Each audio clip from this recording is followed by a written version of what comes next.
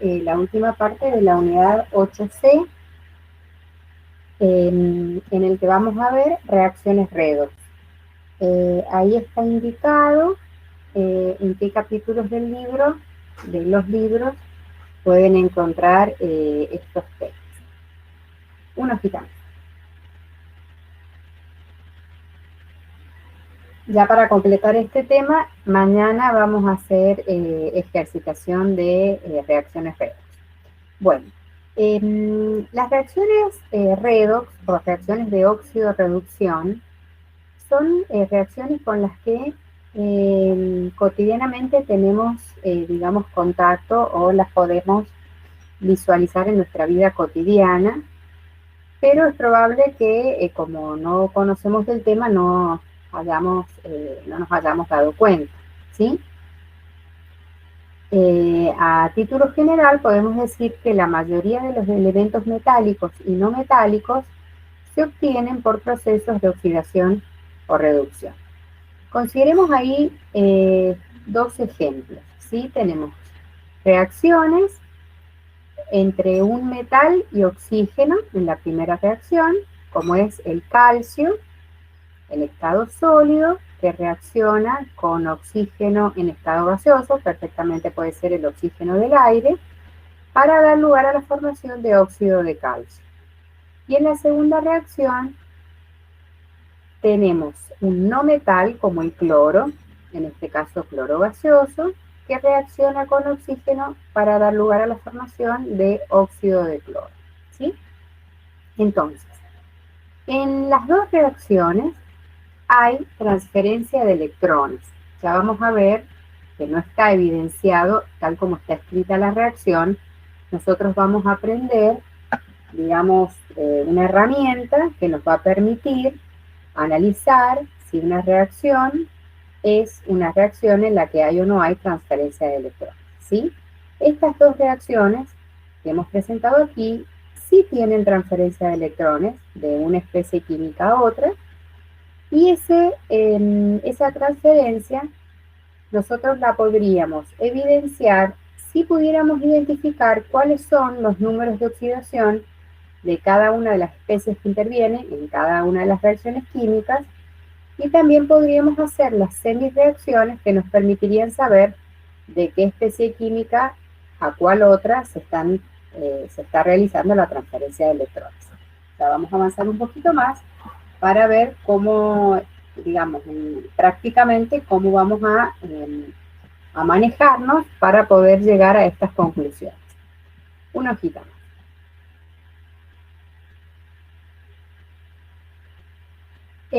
Siempre los procesos electroquímicos son reacciones de óxido-reducción, ¿sí? Y nosotros podemos tener dos tipos de procesos. Algunos procesos en los que la energía química almacenada en las especies químicas que intervienen como reactivos de reacción transforman su energía química en energía eléctrica, ¿sí? Entonces, liberan energía, la reacción es espontánea, y esa energía liberada se transforma en electricidad. El segundo tipo de proceso sería el inverso, es decir, nosotros tenemos energía eléctrica que la podríamos introducir en un proceso, y entonces estaríamos induciendo a una reacción química que no es espontánea a producirse, ¿sí? Entonces, el primer tipo de procesos transforma energía química en energía eléctrica, y el segundo tipo de procesos hace lo inverso, transforma energía eléctrica en energía química, ¿sí? La electroquímica es una rama de la química que justamente lo que hace es estudiar esa transformación entre energía química y eléctrica, o cualquiera sea la dirección de la transformación, ¿sí? Como nosotros vamos a estudiar reacciones que se llaman reacciones redox de transferencia de electrones, para que haya transferencia necesitamos una especie química donante de electrones y una especie química aceptora de electrones. Entonces, siempre vamos a tener que identificar por lo menos dos especies químicas que modifiquen sus estados de oxidación, en el sentido de que una de ellas lo aumente y la otra lo disminuya. Nosotros vamos a ver ahora cómo vamos a hacer, es relativamente sencillo, cuál va a ser el procedimiento a utilizar para hacer esta identificación. Una hojita más.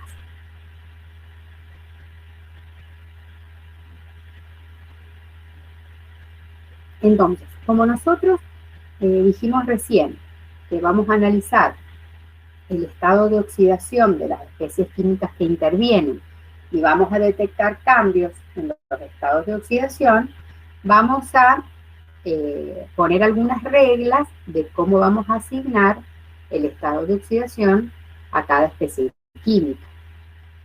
Algunas de estas reglas ya las hemos visto porque recuerden que ustedes, para poder formular los compuestos inorgánicos que hemos visto en la unidad 5, nosotros hemos armado todas esas estructuras utilizando aniones y cationes. Entonces, a esta altura, ustedes ya deberían estar familiarizados con varios estados de oxidación de los elementos más comunes, ¿sí? Pero vamos a hacer como unas reglas como para ponernos de acuerdo en cuál es la asignación de estados de oxidación, que esto lo podemos hacer para una molécula, o en el caso de que tengamos un compuesto iónico que forma estructuras cristalinas y no forma moléculas, también podemos hacer la asignación de estados de oxidación. Por ejemplo, una molécula sería ácido sulfúrico, un compuesto iónico sería cloruro de sodio. Nosotros sabemos que el cloro es un no metal, el sodio es un metal, entonces forma un enlace iónico, por lo tanto nos forma una molécula, ¿bien? Pero también al cloro y al sodio les podemos asignar sus estados de oxidación. Y siempre vamos a tener en cuenta que los compuestos químicos son eléctricamente neutros, salvo que estemos hablando de un ion que tenga una carga, ¿bien? Entonces, ¿cuál va a ser la primera regla con la que nos vamos a manejar? Los elementos libres o que no estén combinados tienen estado de oxidación cero. Por ejemplo, el sodio. Sodio, nosotros le vamos a asignar un cerito arriba, ¿sí? Cuando lo analicemos en una reacción. No es que siempre que escribamos el sodio le vamos a poner el cerito arriba, sino que cada vez que hagamos un análisis redox vamos a utilizar esta herramienta. Por ejemplo, potasio. En este caso, podemos volver una hojita o dos hojitas. Una más. Fíjense ahí el calcio, ¿sí? Sería el caso. Nosotros acá le tendríamos que asignar 0, ¿bien? Y en la primera regla también nos dice, si nosotros tenemos una molécula como la molécula de oxígeno o en la reacción de abajo la molécula de cloro, para que sea neutra, si nosotros al oxígeno, por ejemplo, que estamos acostumbrados a decir que trabaja con -2, no le podemos poner a cada átomo de oxígeno -2 porque nos daría -4 la molécula, nosotros sabemos que esa molécula es neutra. Y tampoco le podríamos dar a un átomo -2 y al otro +2, porque sería una inconsistencia si los dos átomos son iguales. Entonces, en ese caso, al oxígeno gaseoso le pondríamos 0 también, o al cloro gaseoso le pondríamos 0 también, ¿sí? Ahora volvamos, María, a las reglas. Entonces, eso es lo que nos dice ahí. Tengo que tener en cuenta que cuando yo forme, en general van a ser gases, hidrógeno, oxígeno, nitrógeno, cloro. Esos gases son diatómicos y les vamos a asignar estado de oxidación o número de oxidación 0. Es muy importante hacer una salvedad, que los números de oxidación tienen carga. Nosotros les venimos evaluando desde el primer parcial con qué número de oxidación trabaja cada átomo dentro de determinado compuesto. Y es muy común que ustedes mencionen la carga positiva sin signo. Y no la estamos tomando como correcta, porque nosotros necesitamos saber si esa carga es positiva o es negativa, ¿sí? Si esa especie química tiende a ganar o a perder electrones, ¿sí? Tenemos que evidenciar con el signo. Entonces veamos, obviamente el 0 es 0, pero si hablamos de +1, -1, +2, -2, tengo que escribirle el signo. Si yo tengo un ion que es monoatómico, le voy a poner la carga del ion. Por ejemplo, el litio es carga +1. El catión ferroso será +2. Si tuviéramos catión férrico, sería hierro +3. El catión aluminio, por ejemplo, que es trivalente, sería +3. Y ahí me puedo manejar, porque ustedes ya conocen cuáles son los estados de oxidación de los metales con los que más habitualmente hemos trabajado y de los no metales con los que más habitualmente hemos trabajado. Bueno, oxígeno siempre es -2, salvo que nos encontremos con un peróxido, que sería en este caso el agua oxigenada, pero no es muy común que ustedes lo trabajen. El hidrógeno siempre es +1, salvo que esté combinado con sí mismo para formar la molécula de hidrógeno, que ya la vimos en el punto 1, que en ese caso sería 0. Y ustedes recuerden que el hidrógeno tiene digamos, una posibilidad de combinarse en compuestos metálicos binarios con -1, ¿sí? Por ejemplo, hidruro de calcio. El calcio va a tener el +2. Entonces el hidrógeno va a estar trabajando con -1. Sería como una excepción. Una hojita más. Si ustedes recuerdan, en la tabla periódica dijimos que el hidrógeno estaba en el grupo 1 porque tiene Z igual a 1 y tiene un electrón en el único y último nivel. Pero en realidad, si ustedes le buscan la electronegatividad, es 2 y pico. Es más grande que la de los metales alcalinos y metales alcalinotérreos. Por eso cuando se enfrenta con ellos para formar los hidruros, tiende a ganar los electrones, ¿sí? Entonces, desde el punto de vista de su electronegatividad, en ese caso tiende a tener el número de oxidación negativo. Ahora, digamos, empiezan a cobrar sentido muchos de los temas que hemos visto antes y cómo se van ensamblando, digamos, cuando ya estamos terminando de ver la asignatura. Bueno, la quinta regla dice que todos los metales alcalinos tienen esta oxidación +1, litio, sodio, potasio, ustedes ya más o menos los identifican, y los metales de grupo 2A o metales alcalinotérreos tienen +2. El flúor siempre tiene -1, y la suma de números de oxidación de todos los átomos que tengo en una molécula me tiene que dar 0, ¿sí? Y si yo estoy hablando de un ion, la suma de todos los estados de oxidación me tiene que dar la carga del ion, ¿sí? Veamos ahí ese ejemplo. Tenemos carbonato de sodio. Queremos saber con cuánto está trabajando el carbono. Dijimos que el sodio es un metal alcalino, entonces tiene estado de oxidación +1, que es lo que está puesto arriba. Y el oxígeno siempre trabaja con -2, entonces está puesto arriba, el -2, independiente de la atomicidad, es decir, de la cantidad de ese átomo que haya en esa molécula. Pero cada uno de esos átomos va a trabajar con el estado de oxidación que está puesto arriba. Entonces, en el carbonato de sodio, ¿cuántas cargas positivas, cuántas cargas negativas tengo? Las 3 cargas que me aporta el oxígeno, por lo tanto tengo -6. ¿Cuántas cargas positivas tengo identificadas? Las del sodio, +2. La diferencia de cargas las tiene que aportar el carbono para que el carbonato de sodio sea neutro, entonces tiene que aportar +4.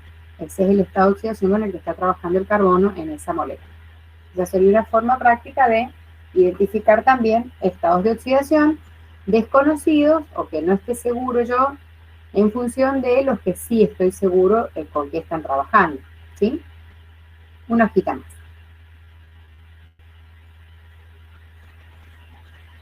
Bien, entonces, ahora vamos a aplicar esa herramienta de asignación de números de oxidación para empezar a hacer, digamos, algunos análisis de esta reacción que tenemos en la pantalla. En realidad, ahí dice que esa reacción es redox.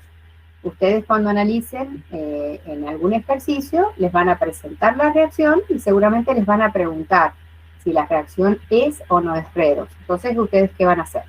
Van a escribir la reacción, magnesio más oxígeno gaseoso, me da por resultado o por producto óxido de magnesio, y entonces voy a asignar estados de oxidación.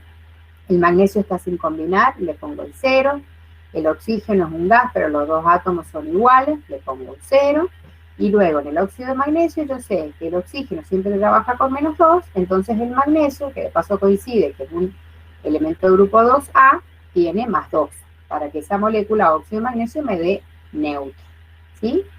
Entonces, fíjense, hay una de las especies químicas que es la especie química que dona electrones. En este caso es el magnesio. Fíjense la reacción, la semi-reacción. Nosotros esa reacción global que tenemos arriba la vamos a separar en dos. Por un lado, la reacción de la especie química que dona o que pierde electrones, que en este caso es el magnesio, ¿Sí? Fíjense, el magnesio pasa a magnesio 2 positivo cediendo 2 electrones. Como en la reacción equilibrada yo tengo 2 átomos de magnesio, cada uno va a ceder 2 electrones, por eso yo tengo 2 cationes magnesio y en total se están cediendo 4 electrones. Esos electrones, ¿a quién se le van a ceder? Se le van a ceder al oxígeno. El oxígeno va a tomar esos 4 electrones y los va a incorporar. Ese oxígeno gaseoso es una molécula que tiene 2 átomos. Fíjese, se van a separar los 2 átomos y cada átomo va a incorporar 2 electrones. Entonces ahí yo tengo identificada cuál es la semireacción en la que se pierden electrones y cuál es la semireacción en la que se ganan electrones. Para yo tener una reacción redox, siempre tengo que tener una, por lo menos, reacción de pérdida y una reacción de ganancia de electrones. ¿Sí? A la reacción en la que se pierden electrones se llama reacción de oxidación, es decir, el magnesio se está oxidando.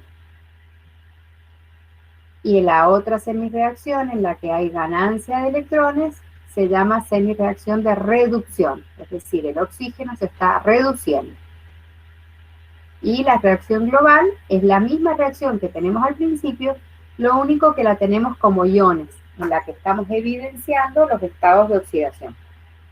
¿Sí? Porque fíjense, en el óxido de magnesio de la primera reacción no se ven los estados de oxidación ni del magnesio ni del oxígeno. Si yo ionizo esa molécula, que es lo que tienen como reacción global del lado de los productos, magnesio 2 positivo más oxígeno 2 negativo. Acá da igual que equilibren o que no equilibren, digamos, porque no vamos a trabajar reacciones que sean tan complejas de escribir. Entonces, regla número 1. Para tener una reacción redox, siempre al menos una especie química se oxida y simultáneamente otra especie se reduce. Por lo menos tengo que tener una de cada una. Hay algunas reacciones en las que hay más de una de oxidación o más de una reacción, pero por lo menos tiene que haber una de cada una. Una especie química que dona electrones y otra que los acepta. Porque como es una transferencia, tiene que haber, digamos, desde dónde parten los electrones hacia dónde. Y lo otro que podemos identificar son los pares redox. ¿Se acuerdan que en ácido-base vimos los pares ácido-base conjugados? Que teníamos uno del lado de los reactivos y el otro del lado de los productos. Esto es bastante parecido. Yo acá tengo 2 pares redox. Es decir, tengo 2 sustancias que cambian el estado de oxidación. Uno de los pares redox es el magnesio. ¿Sí? El magnesio 2 positivo y el magnesio metálico. Y el otro par redox es el del oxígeno. Oxígeno 0 y oxígeno 2 negativo. Fíjense que si ustedes van y sacan de la reacción global el par redox del magnesio, ustedes podrían decir magnesio barra magnesio 2 positivo. Y en celeste yo ahí se los he puesto invertido. Magnesio 2 positivo, magnesio. ¿Por qué? Porque generalmente estos pares los vamos a trabajar como reacciones de reducción. Y como el magnesio se está oxidando, para indicar una reducción yo tendría que poner la reacción inversa. Por eso es que se ha dado vuelta el par. Primero se pone el magnesio 2 positivo y después se pone el magnesio. Ya vamos a ver cuando trabajemos con tablas de potenciales estándar de reducción, todas las reacciones que van a aparecer ahí van a ser reacciones de reducción. Una hojita más.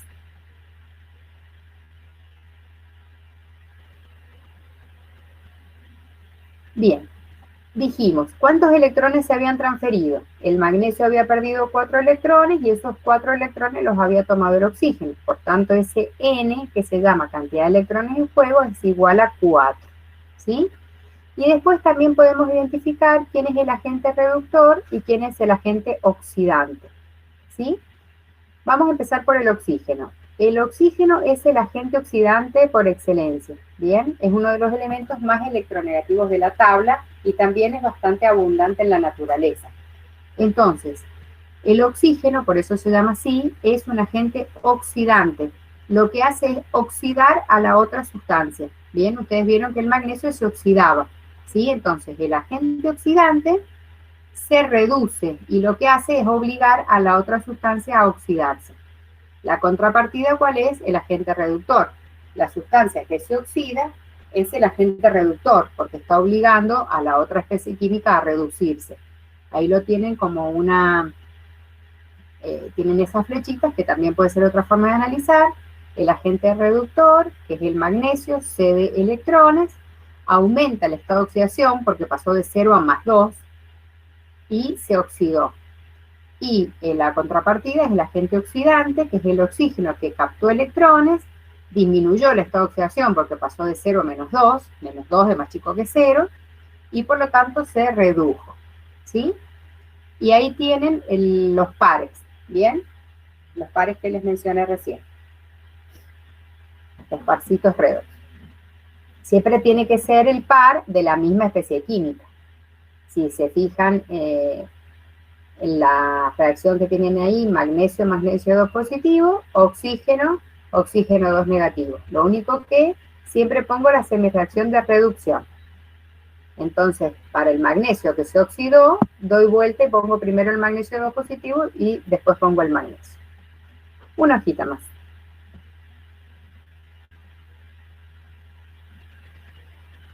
Bien. Hasta acá entonces hemos presentado cuál va a ser la herramienta que voy a utilizar para identificar si una reacción es redox o no, que es la asignación de estados de oxidación, y voy a identificar a partir de poner los estados de oxidación y ver los cambios. Al menos tengo que ver dos cambios, una sustancia que aumenta el estado de oxidación y otra que lo disminuye. Entonces ahí voy a poder armar la semi-reacción de reducción, la semi-reacción de oxidación, la reacción global. Voy a poder cuántos electrones se transfieren y, bueno, es probable que nosotros también tengamos que hacer ese análisis a estructuras, digamos, que ya son muy estudiadas, como por ejemplo esta celda electroquímica que tenemos dibujada, ¿sí? ¿Por qué? Porque siempre que nosotros, digamos, analicemos un proceso, en este caso un proceso redox, nosotros tenemos que ver para qué lo estamos analizando. Y en este caso nosotros estamos viendo que hay transferencia de electrones a partir de la energía química que tienen las sustancias. Entonces, lo que estaríamos haciendo es un aprovechamiento de energía eléctrica. Bien, entonces, ¿cómo tendríamos que disponer los materiales para que podamos hacer un aprovechamiento efectivo de la energía eléctrica que digamos, que se está produciendo en la reacción que nosotros estamos analizando, ¿sí? Porque si nosotros analizamos magnesio más oxígeno, que me da óxido de magnesio, la transferencia de electrones va a ser entre la superficie que contacta las dos especies químicas. Entonces nosotros no podemos, digamos, aprovechar esa transferencia de electrones. Nosotros recordemos que la electricidad o la energía eléctrica es una corriente de electrones. Nosotros deberíamos encauzar esa corriente de electrones por un conductor para poder hacer un aprovechamiento, ¿sí? Para poder encender una luz, aplicar un proceso, etc. ¿Bien? Entonces veamos que cambia un poco la disposición con respecto a este gráfico que vamos a analizar ahora. Consideremos la reacción global zinc más cobre 2 positivo, que me da como resultado cobre más zinc 2 positivo. Fíjense, a la izquierda tengo como reactivo cobre 2 positivo, que está en solución acuosa, y a la derecha tengo zinc 2 positivo, que también está en solución acuosa. ¿Por qué no escribo? A ver, yo les comenté que los iones no los puedo ir a comprar como iones, tienen que venir formando una estructura química. Por ejemplo, sulfato de cobre, o por ejemplo, sulfato de zinc. Pero en esa reacción, el sulfato no está escrito porque le vamos a denominar ion espectador. No va a intervenir con cambios en su estado de oxidación. Entonces no lo ponemos porque no lo vamos a analizar, ¿sí? Entonces, fíjense, ¿qué es lo que tenemos acá? A la izquierda, nosotros tenemos un recipiente, ¿sí? Un vaso de precipitado con una solución de iones zinc. En este caso tenemos sulfato de zinc, pero como ese sulfato de zinc está en agua, se ha ionizado y tenemos los aniones sulfato por un lado y los cationes zinc por otro. Y en ese recipiente se introdujo una barra de zinc metálico, ¿sí? A la derecha tenemos un recipiente de similares características, pero el líquido, la solución es de sulfato de cobre 2. Entonces, como está en solución acuosa, se ha ionizado y tenemos los aniones sulfato y los iones de cobre por separado. Y se introdujo una barra de cobre metálico, ¿sí? Que es más o menos naranjita, es como no sé si han tenido la posibilidad de ver el cable de cobre que es naranjita, ¿sí? De teléfono, por ejemplo. Un cablecito de cobre tiene más o menos ese color. Pero esto es una barrita, no es un cable, no es tan finito. Y fíjense que de la barra de zinc, que está a la izquierda, hacia la barra de cobre, que está a la derecha, hay un conductor, ¿sí? Hay un cable, hay una unión física, ¿sí? Y también tenemos un tubo invertido en U, ¿sí? Con forma de una U invertida, en donde tenemos una solución salina. Y esa solución salina tiene que ser un electrolito fuerte, es decir, debe poder ionizarse fácilmente. Fíjense que está ionizada la solución salina, tiene sulfato de sodio. Y en los extremos se pone lana de vidrio o algún tapón poroso para que no se salga, digamos, toda la solución cuando lo introduzco en los dos recipientes. El recipiente de la izquierda que incluye la solución y el electrodo, que es la barra sólida, se denomina hemicelda, ¿sí? Y a la derecha, la solución de la derecha, bueno, contenida en el recipiente con la barra de cobre, se denomina hemicelda. Las dos hemiceldas construyen la celda que estamos analizando. O sea que esa celda electroquímica se divide en dos hemiceldas. ¿Por qué las dividimos de ese modo? Porque en la hemicelda de la izquierda va a ocurrir una cosa y en la hemicelda de la derecha va a ocurrir otra. Generalmente, la convención indica que en la hemicelda de la izquierda va a ocurrir la oxidación, es decir, va a ocurrir la semireacción de pérdida de electrones. Fíjense, el zinc, imagínense un átomo de zinc que conforma la barra de zinc, pierde 2 electrones, se convierte en zinc 2 positivo, entonces ese zinc pasa a la solución como catión zinc, y los 2 electrones liberados suben por el conductor. Fíjense que hay un electrón rojito ahí con una flecha. Bueno, ahí en realidad en esta reacción corresponden 2 electrones.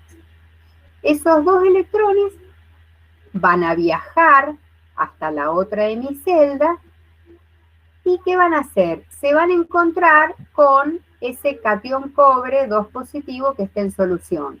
Se van a unir y van a conformar un átomo neutro que se va a depositar, se va a pegar en la barrita de cobre. Cuando empiece a pasar el tiempo, la barra de cobre va a tener cada vez más depósito de cobre, entonces se va a empezar a poner más gordita, más pesadita, mientras que la barra de zinc se va a empezar a poner más porosa, más desgastada, porque el zinc está pasando a solución, mientras que el cobre se está depositando. Entonces, a la izquierda yo tengo la semireacción de oxidación y a la derecha tengo la semireacción de reducción. ¿Bien? También a la hemicelda de la izquierda le denominamos ánodo y a la hemicelda de la derecha le denominamos cátodo. La forma de representar una celda es la que tienen abajo. ¿Y cómo la interpretamos? Yo tengo el electrodo sólido de zinc, de ahí me voy a la solución de iones de zinc, 1 molar en este caso, y por el puente salino, que es el tubo en U invertido, que son las 2 barritas, me voy a ir a la otra hemicelda. ¿Y con quién me voy a encontrar? Con los cationes cobre, que están en solución 1 molar, y por último me voy a encontrar con el electrodo sólido de cobre. Entonces, a la izquierda tengo la semireacción de oxidación en el ánodo y a la derecha tengo la semireacción de reducción en el cátodo. ¿Bien? De este modo analizo una celda electroquímica. Una celda compuesta por 2 hemiceldas, y ya sabemos qué ocurre en la hemicelda de la izquierda y qué ocurre en la hemicelda de la derecha. Ahora, lo que nosotros deberíamos poder hacer es saber, ya que yo pude separar las dos celdas y forzar el pasaje de electrones por un cable o conductor, yo podría medir cuál es la diferencia de potencial o cuál es, digamos, cuál es el motorcito que impulsa la generación de electrones. ¿Sí? Entonces yo podría poner ahí un dispositivo de medición y ver cuál es el aprovechamiento real que yo voy a hacer de esa corriente de electrones que se está generando ahí. ¿Sí? Una hojita más.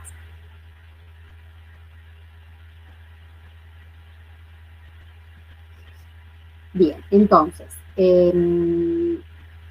esa diferencia, digamos, de potencial que se establece entre el ánodo y el cátodo es lo que hace que puedan fluir los electrones, ¿sí?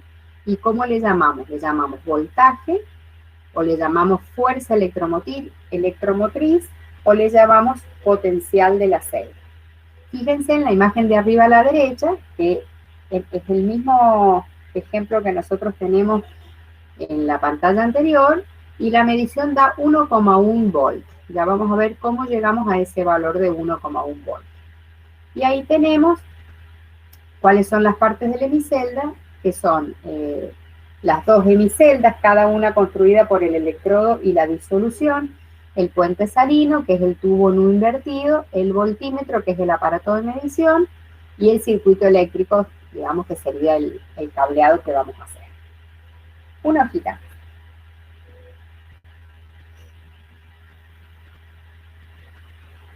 Bien, para poder hacer mediciones, vamos a establecer un parámetro de comparación. Y ese parámetro de comparación lo vamos a llamar electrodo estándar de hidrógeno, ¿sí? Lo que vamos a hacer es poder demostrar que la celda que nosotros construimos con electrodos de zinc y de cobre tiene una diferencia de potencial de 1,1 volt. ¿Sí? Es la diferencia de potencial que existe entre una hemicelda y la otra. El tema es que para poder hacer esa comparación, lo que se hace es definir quién va a ser el cero, digamos, quién va a ser un patrón de referencia. Y lo que vamos a tomar es un electrodo en el que vamos a utilizar como especie química el hidrógeno, ¿sí? ¿Cómo se construye este electrodo de hidrógeno? Se utiliza un tubo, porque el hidrógeno es gaseoso, ¿sí? Entonces nosotros tenemos que tener un dispositivo en el cual podamos hacer ingresar el gas, ¿sí? Va a ingresar por un tubito ahí arriba, el tubo está invertido. Y ese hidrógeno va a encontrarse con un electrodo de platino, y ese electrodo de platino lo que va a hacer es que el hidrógeno se ionice, ¿sí? Se separe en iones. ¿Bien? Si ustedes se fijan a la derecha, está escrita la reacción, pero la reacción, yo les comenté que la vamos a escribir como una reacción de reducción. Por eso lo que yo les comenté que pasa, lo hemos puesto exactamente escrito al revés. Porque lo que ocurre es, ingresa el hidrógeno, y en contacto con el electrodo de platino, que es un catalizador, se separan iones. Pero fíjense que la reacción está escrita, los iones de hidrógeno más 2 electrones dan el hidrógeno gaseoso. ¿Bien? Entonces, en realidad, lo que está ocurriendo es que el hidrógeno se está ionizando. Y a esta reacción nosotros le vamos a establecer arbitrariamente un potencial estándar de reducción que es igual a 0 volt. Les voy a leer la nomenclatura. Ustedes abajo a la derecha tienen E, que eso quiere decir potencial. El cerito arriba quiere decir estándar. Red quiere decir reducción. Potencial estándar de reducción.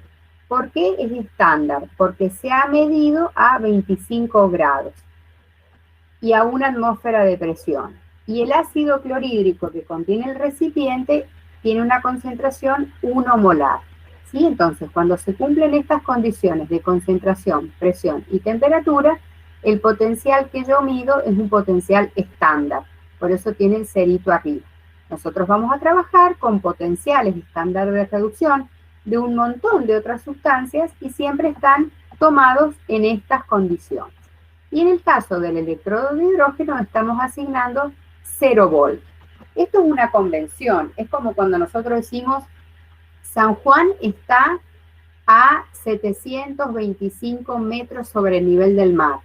Bueno, porque se ha puesto el 0 en el nivel del mar, en la costa, pero el 0 también se podría poner en el pico más alto de la Tierra, por ejemplo. Entonces estaríamos a lo mejor a menos 6.000 y pico de metros, si estuviéramos poniendo el 0 en el Everest. O si yo pusiera el 0 en la fosa más profunda marina, que son, no sé, 15.000 metros, entonces nosotros estaríamos 15.725 metros sobre el nivel del mar, ¿se entiende? Bueno, siempre que se hacen comparaciones, lo primero que tenés que hacer es establecer tu punto de referencia. Nosotros, ¿para quién hemos establecido el punto de referencia? El nivel 0 para el electrodo de hidrógeno. Entonces ahora vamos a hacer mediciones respecto de ese electrodo. Una hojita más. Bien, entonces, fíjense, la celda que estamos presentando acá es muy parecida a la celda que vimos de zinc y de cobre. Pero ahora, para poder ver qué potencial tiene la hemicelda de zinc, lo que hacemos es, en lugar de poner el cobre, la hemicelda del cobre a la derecha aquí hemos puesto el electrodo, digamos, estándar de hidrógeno, ¿sí? Entonces ahora la hemicelda tiene otra estructura. El zinc se sigue oxidando. ¿Y quién se va a reducir? El hidrógeno. Bien, entonces yo tengo, ¿cómo voy a interpretar esta celda? Tengo el electrodo de zinc que está sumergido en la solución de zinc 2 positivo 1 molar, y de ahí por el puente de hidrógeno me voy al otro electrodo que tengo los cationes de hidrógeno y tengo el electrodo gaseoso de hidrógeno a una atmósfera. Y tengo el catalizador que no interviene en la reacción, solo facilita la ionización del hidrógeno gaseoso que se hace burbujear en el ácido clorhídrico. Y en el ánodo tengo la reacción de oxidación del zinc, que pierde 2 electrones, y esos 2 electrones viajan por el conductor, se encuentran con los cationes de hidrógeno y generan más hidrógeno gaseoso. Y tienen la reacción global. Una hojita más. Ahora, ¿cómo voy a establecer yo cuál es el potencial de la celda? ¿Sí? Vamos a tomar como el potencial estándar de la celda va a ser igual a potencial estándar del cátodo menos el potencial estándar del ánodo. ¿Sí? Es como si yo dijera, ¿qué diferencia hay entre el Cerro Mercedario y la altura de San Juan? Serían los 6.000 y pico de metros del Mercedario menos los 725 que estamos acá de altura. Bueno, les dará 5.000 y pico, supongamos 5.300. Pero lo que tendría que hacer en realidad es los 6.000 metros del Mercedario menos 0 que tenés allá en, digamos, en el nivel del mar, y los 725 menos 0, y después hacer la diferencia entre los dos. Eso es lo que estamos haciendo ahora, ir a comparar contra el patrón. Bien, entonces, ¿quién tengo en el cátodo? En la hemicelda de la derecha, el hidrógeno, y dijimos que valía 0, menos, ¿quién tengo en el ánodo? La hemicelda del zinc. Entonces yo me voy a las tablas de potencial estándar de reducción, perdón, no me voy a las tablas. ¿Quién tengo en el electrodo de la izquierda? En el ánodo. Tengo la hemicelda del zinc. Nosotros lo que hacemos es interceptar con un aparato de medición. Y vamos a detectar que la medición real que hacemos es 0,76 volts. ¿Sí? Nosotros estamos determinando experimentalmente que el potencial estándar de la celda es 0,76 volts. Y eso es igual a 0, que es el potencial del cátodo, que es el electrodo de hidrógeno, menos el potencial estándar del zinc. Despejo el potencial estándar del zinc y me da menos 0,76 volts. En este momento, si yo me voy, no sé si tienen a mano, la guía de ejercicios número 8. Al final de la guía de ejercicios tienen unas tablas de potencial estándar de reducción. Este valor está en esa tabla. Si yo voy y busco ahí la semirreacción del zinc, que me da zinc 2 positivo más 2 electrones, pero como lo que está tabulado ahí es potencial estándar de reducción, y la reacción que ustedes ven en la pantalla para el zinc es la de oxidación, la tengo que dar vuelta. Entonces yo en esa tabla, ¿quién voy a buscar? En esa tabla ustedes pueden buscar zinc 2 positivo, zinc 0. Y eso les tiene que dar menos 0,76 volts. Nosotros lo que estamos haciendo es determinar experimentalmente cómo se armó la tabla con la que nosotros vamos a trabajar. Esa tabla es la tabla de potencial estándar de reducción, ¿sí? Y esa tablita la van a encontrar en el anexo de la guía 8 de ejercicio. ¿Bien? Entonces, del mismo modo que hemos encontrado cuánto vale el potencial estándar del zinc, una hojita más, vamos a encontrar cuánto vale el potencial estándar para el cobre. Ahora yo voy a armar la celda, voy a poner el electrodo de cobre a la derecha, pero a la izquierda voy a poner el electrodo de hidrógeno contra el que voy a comparar. Y voy a interceptar el voltímetro. Y la medición que me da el voltímetro es 0,34 volts. Si esto se hace en el laboratorio y construyo la celda como está ahí, el voltímetro acusa 0,34 volts. ¿Y cómo calculo siempre un potencial de la celda? Que es lo que está recuadrado. El potencial del cátodo menos el potencial del ánodo. ¿Quién está en el cátodo ahora? El cobre. Potencial estándar del cobre. Menos el potencial del ánodo, que es el de referencia, que es 0 volts. Entonces ahí me da que el potencial estándar del cobre es 0,34 volts. Bien, si yo me voy a la tabla y busco la semirreacción de reducción del cobre, cobre 2 positivo a cobre 0, van a encontrar que les da 0,34 volts. Bien, y hay muchas otras semirreacciones. Ustedes fíjense que acá el cobre pasa de cobre 2 positivo a cobre 0. Puede que también tengan otra reacción que el cobre pase de cobre 2 positivo a cobre 1 positivo. Ustedes tienen que buscar el potencial exactamente de la reacción con la que ustedes van a trabajar. ¿Sí? Una hojita más.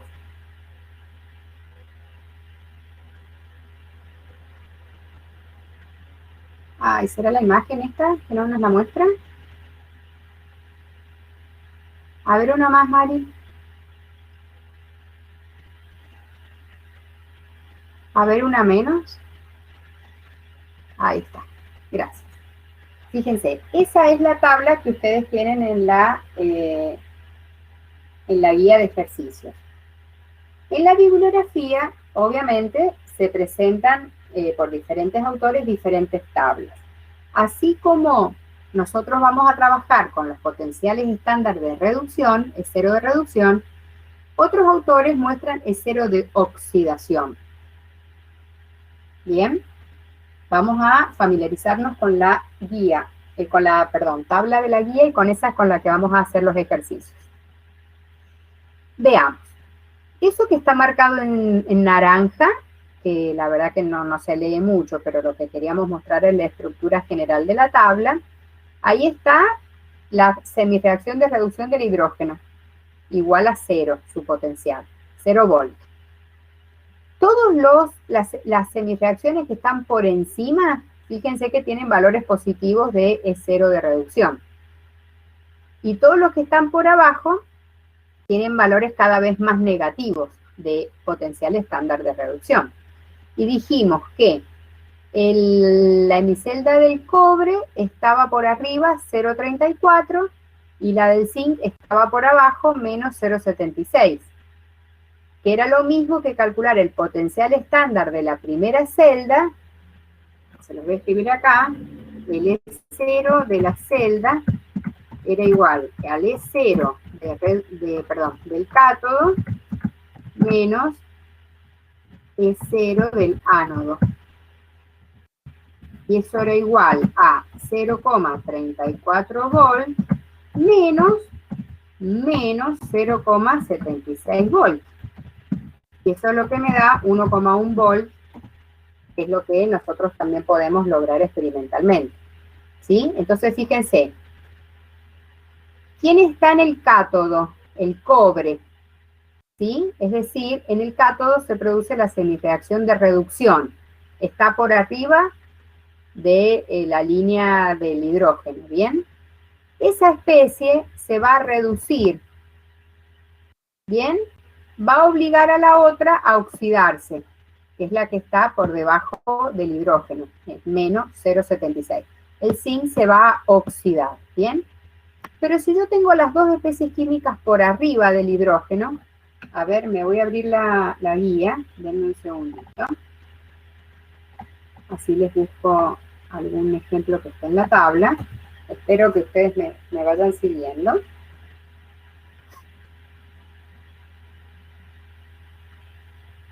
Denme un segundito que estoy abriendo la guía.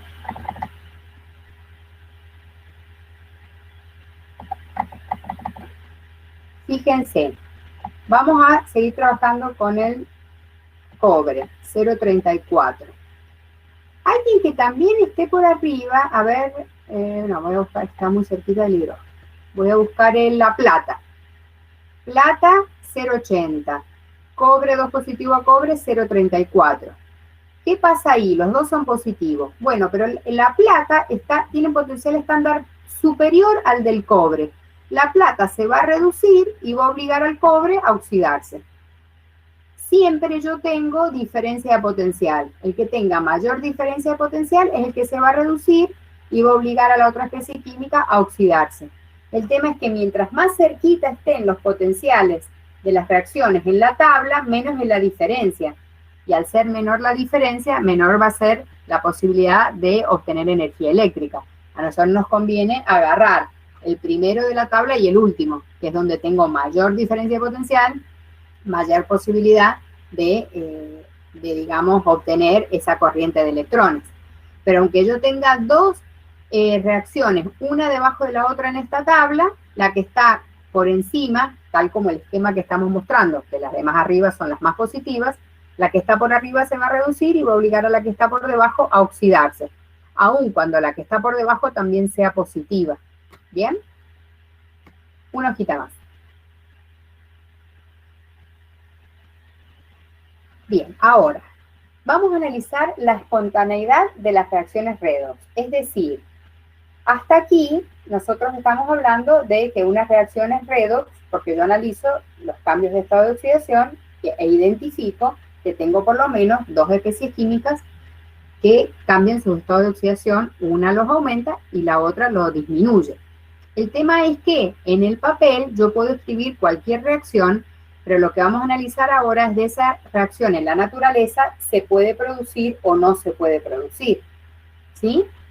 Entonces, la tabla que vimos antes nos va a permitir hacer algunas predicciones. ¿Cuáles serían las predicciones que nosotros queremos hacer si lo que nosotros escribimos en el papel va a ocurrir o no va a ocurrir en la realidad?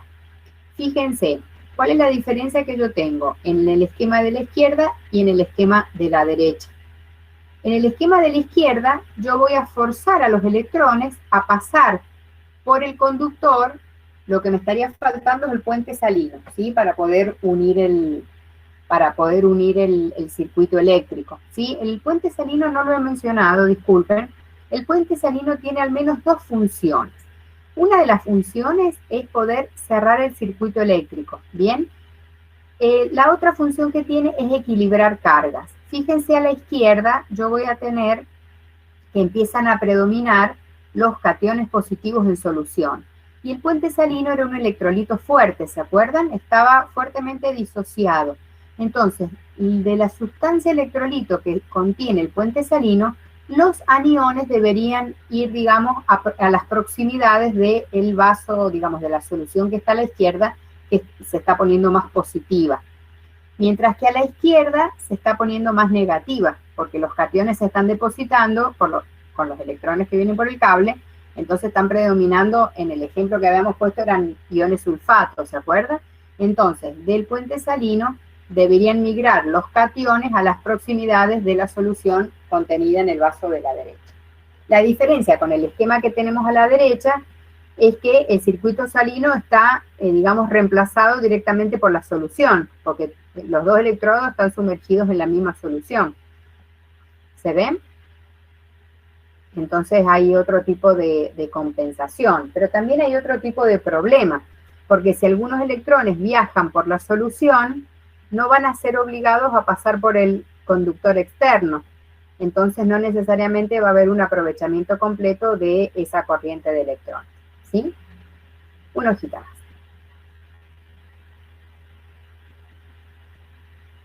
Bien, vamos a hacer una simplificación de la predicción y nos vamos a centrar en esa reacción que ustedes tienen ahí, que dice que el potencial estándar de una celda es igual, para hacer el cálculo, al potencial estándar del cátodo menos el potencial estándar del ánodo. Y esa cuenta me tiene que dar positiva, es decir, mayor que 0, para que una reacción sea espontánea, para que el equilibrio esté desplazado hacia la derecha, que es lo que muestra la flechita ahí que está en el recuadro verde, ¿sí? Esa es la condición que se debe cumplir para que una reacción en la naturaleza vaya a ocurrir espontáneamente. Una hojita más.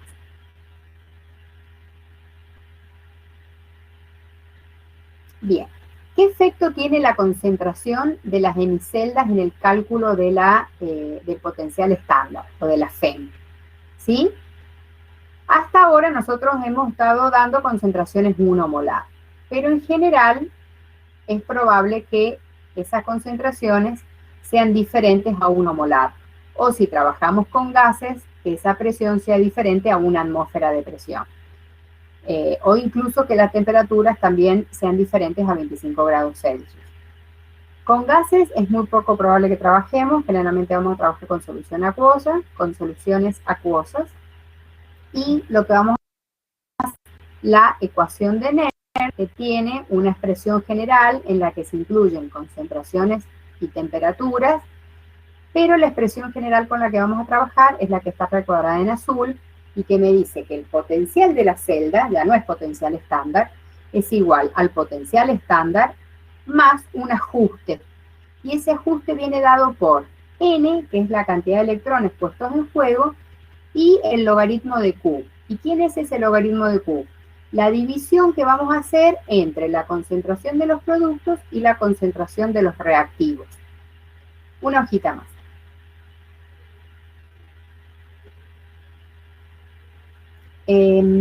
Bueno, cuando mañana vamos a hacer aplicación práctica de este tema, y ahí vamos a ver cómo la práctica y qué datos intervienen para la resolución de ejercicios, y ahí vamos a ver cómo, si tenemos una concentración diferente a 1 molar, podemos tener alguna pequeña variación y a lo mejor una celda cuyas dos concentraciones son 1 molar, me da que es no espontánea, cuando calculo potencial estándar de reducción me da menor que 0, me da menos 0,1, es no espontánea.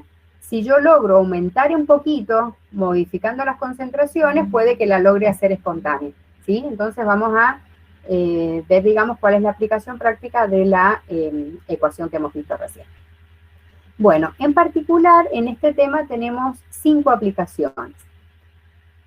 Se las leo primero. Tenemos la pila de Daniels, que es la celda de zinc y cobre que hemos visto al principio, celdas de concentración, 4 o 5 tipos diferentes de baterías, que lo que nos interesa es que sepan que existen y que vamos a ver que en la vida cotidiana ustedes las utilizan, electrólisis y corrosión, ¿sí?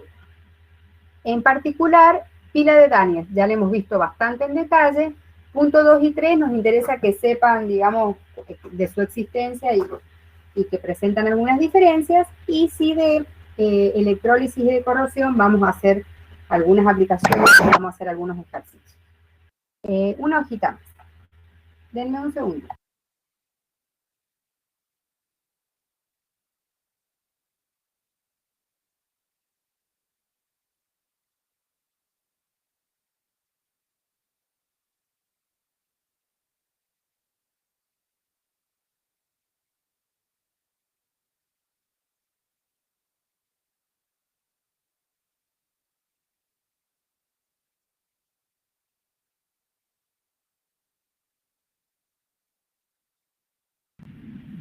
Bueno, pila de Daniels la hemos visto bastante en detalle desde el principio. Acá hemos puesto como para que no se les pase de largo cuando repasen. Una hojita más. Pilas de concentración, lo que tiene de particular estas pilas es que en las dos hemiceldas tengo el mismo electrodo, zinc en solución de zinc, y perdón, no se condice el ejemplo escrito con el gráfico. En el gráfico hay una pila de concentración de hierro, tengo electrodo de hierro en solución de hierro de los dos lados, y el ejemplo que está escrito es una solución de zinc con electrodo de zinc. La diferencia es que cambian las concentraciones a ambos lados del hemicelda, ¿sí? Generalmente el potencial estándar de estas celdas es pequeño, ¿sí? Y va disminuyendo a medida que se van acercando las concentraciones, ¿sí? Pero bueno, es una aplicación especial de las celdas. Una hojita más. Los diferentes tipos de baterías.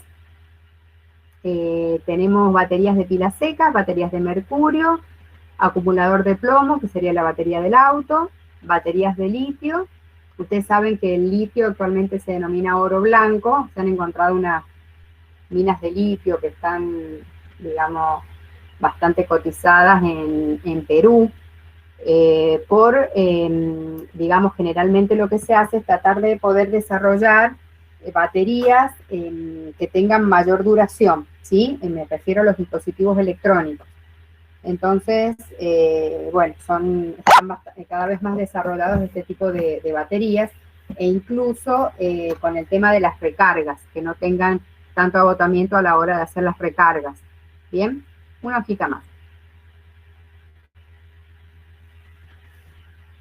Bueno, las baterías de pilas secas o celda de Leclanché es la pila 2A, la pila 3A, la pilita del control remoto, ¿sí? Ese tipo de pila.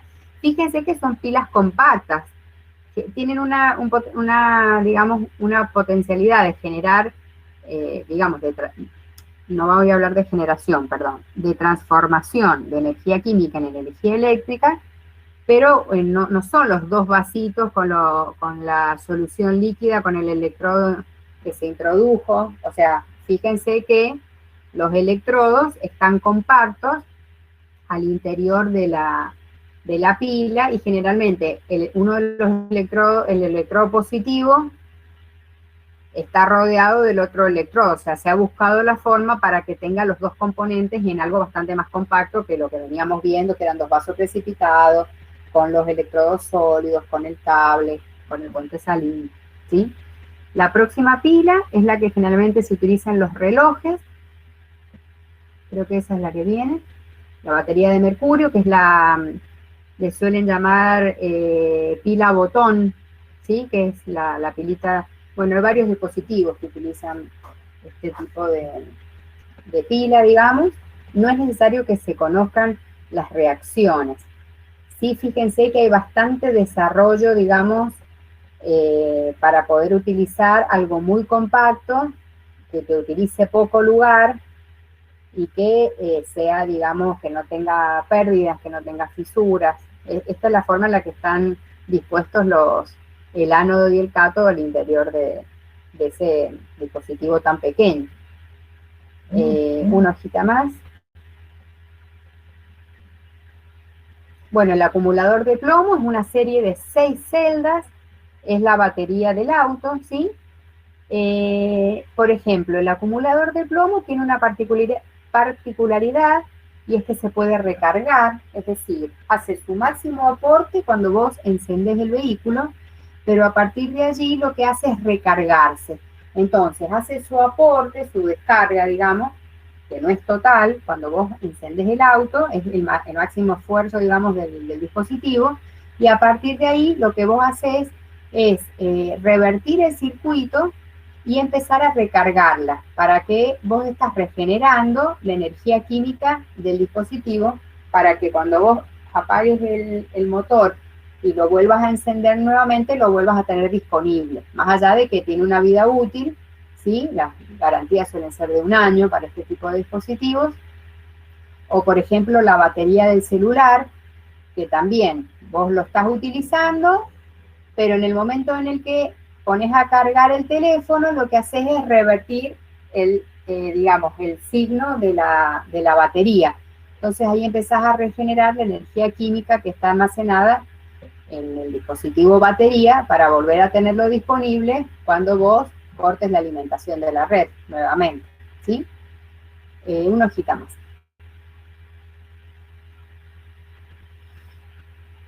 Bueno, vamos a ver la cuarta aplicación, nos quedan dos, que es electrólisis. Electrólisis es justamente lo contrario de lo que venimos viendo hasta aquí. Hasta aquí nosotros estábamos viendo si una reacción era o no espontánea, es decir, si la energía química almacenada en esas especies químicas se podía transformar en energía eléctrica.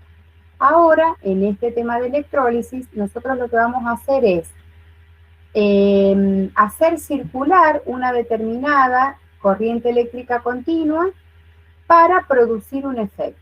¿Sí? Ahí, ¿qué efecto estamos produciendo? Tenemos una cubeta con agua, estamos introduciendo una energía eléctrica y lo que hacemos es romper esa molécula de agua y, digamos, descomponerla en gas hidrógeno y gas oxígeno. ¿Sí? ¿Y por qué están esos recipientes invertidos? Bueno, para que se pueda medir lo que se está recogiendo de cada gas y que no se vaya a la atmósfera, nada más que eso, ¿sí? Entonces acá lo que vamos a hacer es accionar con una energía eléctrica para producir un efecto, ¿bien?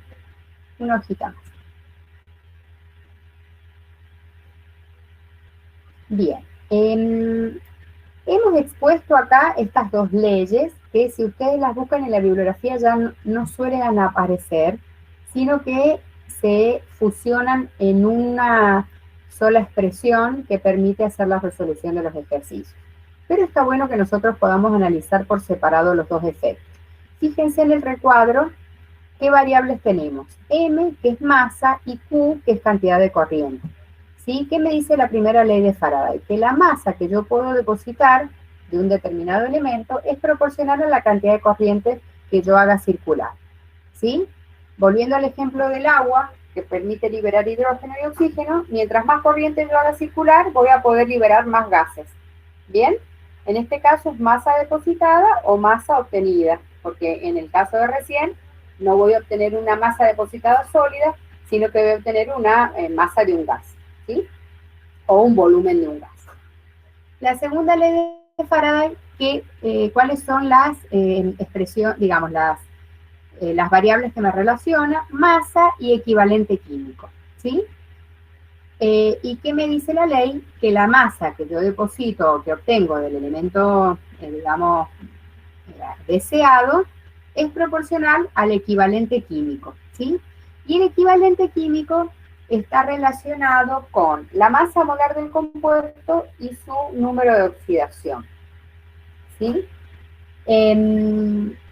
No me acuerdo si está la formulita acá. Sí, sí está la formulita. Fíjense, el equivalente químico es la masa molar dividido en F, ¿sí? Que es un faradio, y número de oxidación. El faradio es una constante, que nosotros para resolver los ejercicios la vamos a tomar como 96.500 coulombios, ¿sí? Que es la carga que tiene un mol de electrones, ¿sí? Si nosotros hacemos circular un mol de electrones, es decir, 6,022 por 10 a la 23 electrones, la carga que tienen es igual a 96.500 coulombios, o lo mismo que es un Faraday que está en la fórmula. Pero fíjense, como F es una constante, no lo voy a considerar para el ejemplo que les quiero dar. Imaginémonos el catión ferroso y el catión férrico, ¿sí? Hierro 2 positivo, hierro 3 positivo. Los dos tienen la misma masa molar, 56. ¿Bien? ¿Cuál será el equivalente químico del catión ferroso? 56 dividido en 2, 28. ¿Sí? ¿Cuál será el equivalente químico del catión férrico? 56, estoy armando la calculadora, dividido en 3. Eso me da 18,6. Supongamos 19. ¿Qué me quiere decir? Que para la misma intensidad de corriente que yo hago circular, para el catión ferroso yo tengo que neutralizar dos cargas. Mientras que para el catión férrico yo tengo que neutralizar 3 cargas.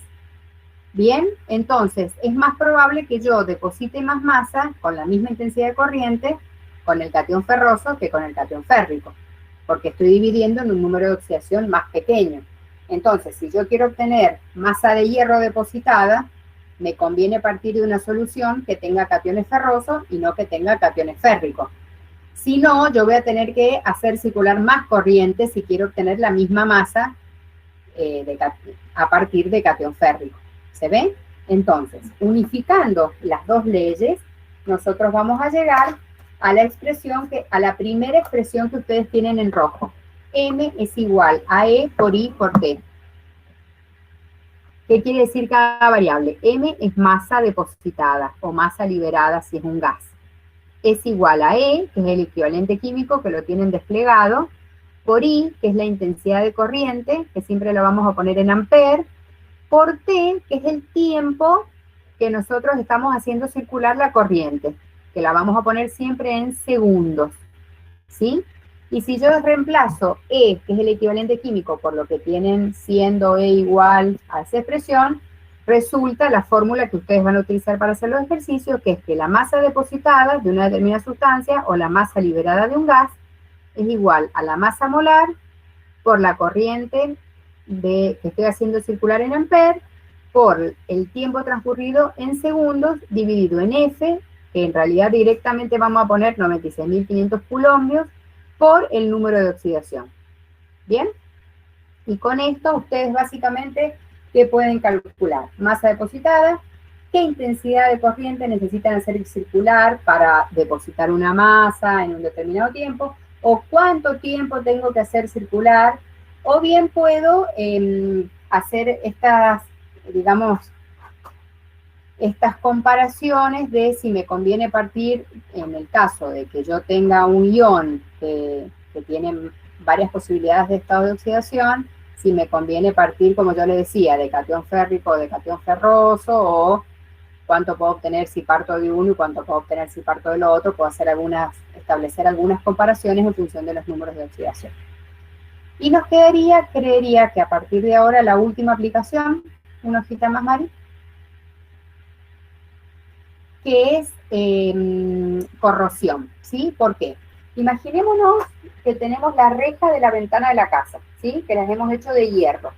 Ese hierro de la reja metálica está en contacto con el oxígeno del aire. Bien, entonces, el hierro, les voy a escribir la reacción que va a ocurrir acá en el chat. El hierro 0 más el oxígeno, que también es 0, me va a dar óxido de hierro. Óxido de hierro. ¿Sí? Bien, y acá tendríamos el hierro 0 más el oxígeno 0, me va a dar hierro, por ejemplo, 2 positivo, más oxígeno 2 negativo. ¿Bien? Entonces, claramente un ejemplo de reacción redox. Y nosotros ya tenemos evidencia, ya sabemos que el hierro se oxida. ¿Por qué? Porque el oxígeno es un buen agente oxidante. Obliga al hierro a oxidarse y él se reduce. El hierro libera electrones y los toma el oxígeno. Eso ocurre en la naturaleza. Si nosotros buscamos en la tabla de potenciales estándar de reducción y calculamos el E0 de reducción, me tiene que dar mayor que 0, porque es una reacción espontánea. Nosotros ya sabemos que es una reacción espontánea. Eso ocurre.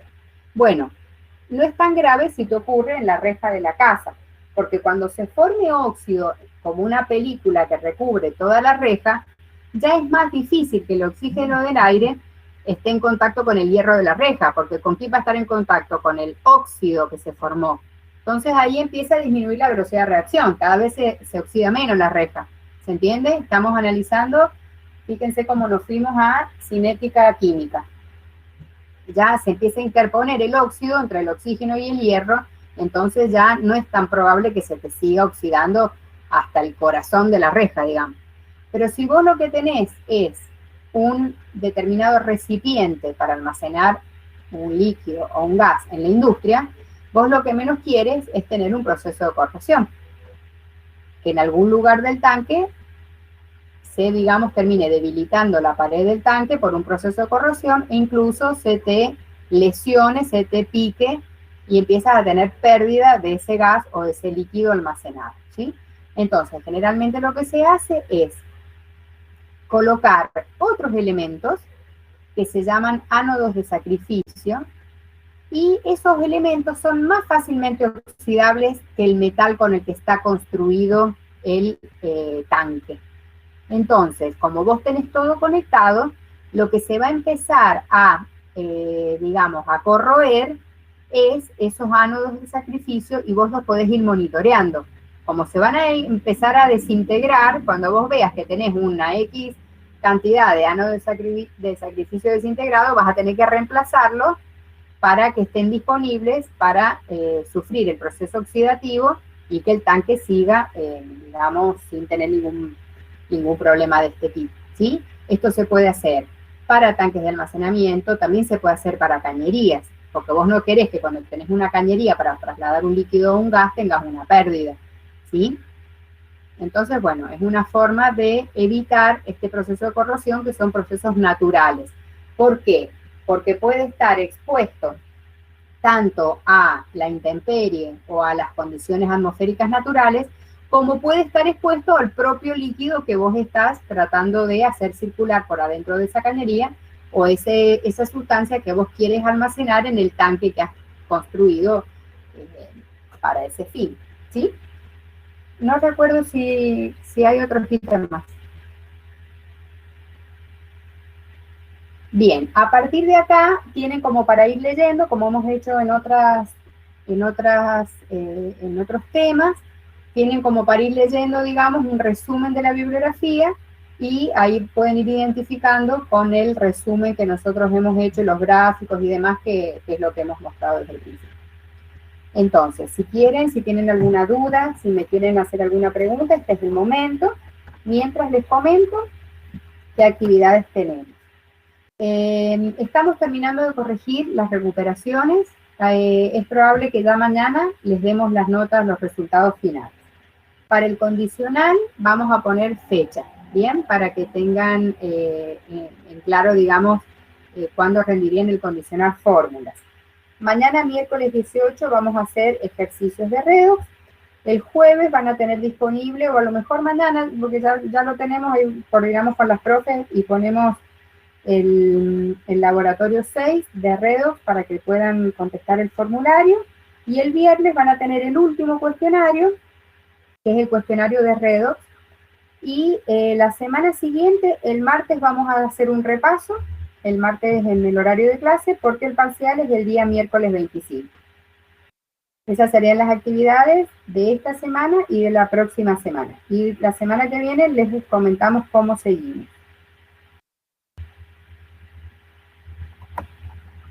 Si quieren habilitar el micrófono o hacerme alguna consulta, no hay problema.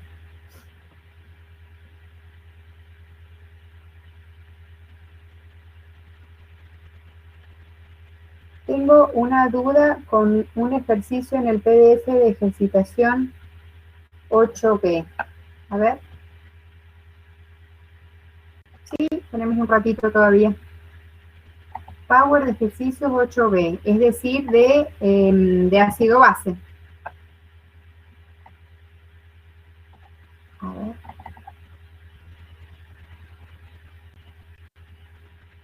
Veamos.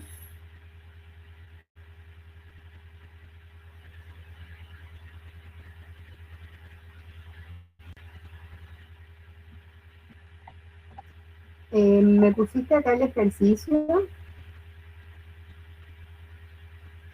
¿Cuál es el ejercicio, Ariel?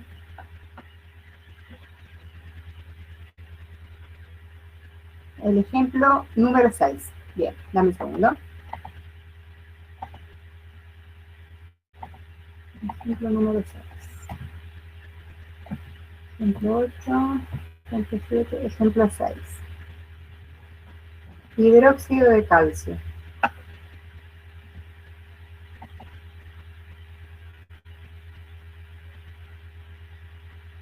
Calcio más 2 oxidrilo. Sí.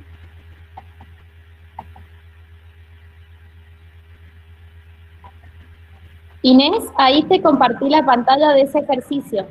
Sí, acá lo tengo abierto. Sí, pero no sé cuál es la duda. Porque no está hecha la reacción de ionización ahí. Ni la están usando. Ariel, habilita el micrófono, así me preguntas cuál es la duda. La masa me da la... Ah, la masa te da distinto. 74 gramos mol. El calcio tiene 40. A ver. Mira, el calcio tiene 40, el oxígeno tiene 16 y el hidrógeno 17. 17 y 17, 34 más 40 del calcio son 74 gramos mol. No sé cuál es la... ¿Cómo has hecho vos el cálculo de masa molar?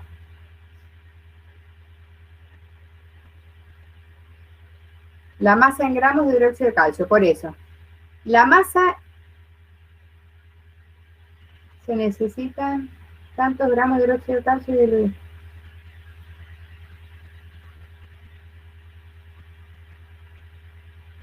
a vos te da menos requerimientos y tendríamos que ver cómo has hecho el ejercicio. Si querés, sacarle una foto y mandarlo al chat de la cátedra, al mail, para que veamos cómo lo resuelto y veamos en dónde está el problema.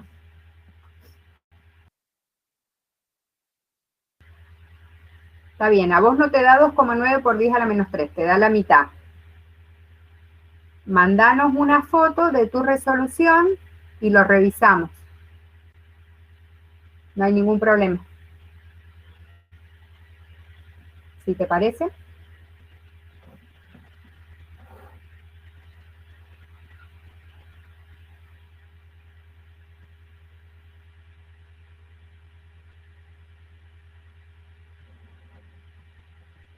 Me da la mitad.